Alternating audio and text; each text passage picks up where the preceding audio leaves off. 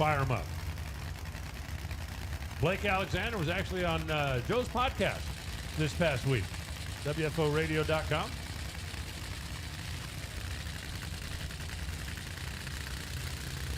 He knows he's got a fight on his hands. It's as simple as that.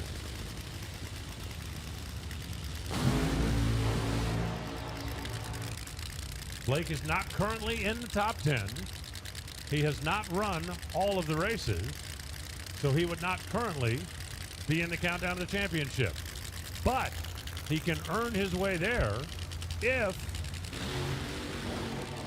he leaves here in the top 10, and there are points and a half here. Guys, he's got to get around. Well, Jim Campbell's at the top of that list. Yeah, he's got to get around Jim Campbell. We look back at the next pair, we see Chad Green, who got around Campbell to race his way in. That's another story we'll tell in a few minutes. But really, Blake Alexander finds himself in the exact same position Chad Green was in Brainerd, Minnesota.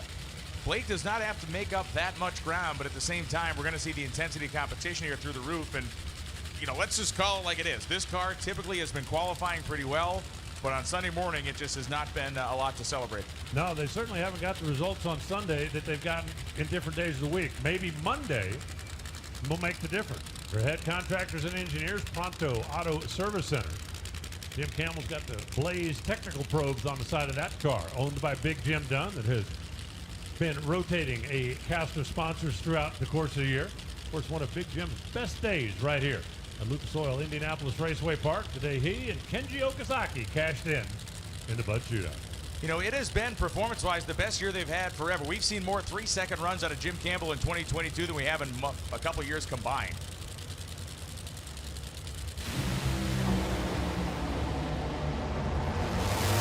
There we go. 3.905. Blake Alexander goes number one.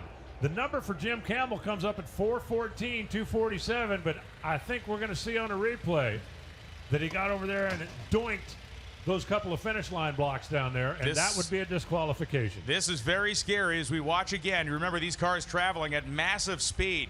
You can see Campbell's car with that green tinge to the flame if you look on the exhaust, likely getting a little bit of a head gasket. Then the car makes a hard turn, and he ends up very uncomfortably close to Blake Alexander. You can see the parachutes there. Alexander has no clue where Campbell is, of course. He's behind him. Jim did get the car back in his own lane on time, and just a tough deal. You thought that was close? Listen, man, I'll tell you what. At 300 some miles an hour, it's close from where I'm standing, let alone close to sitting in the chassis.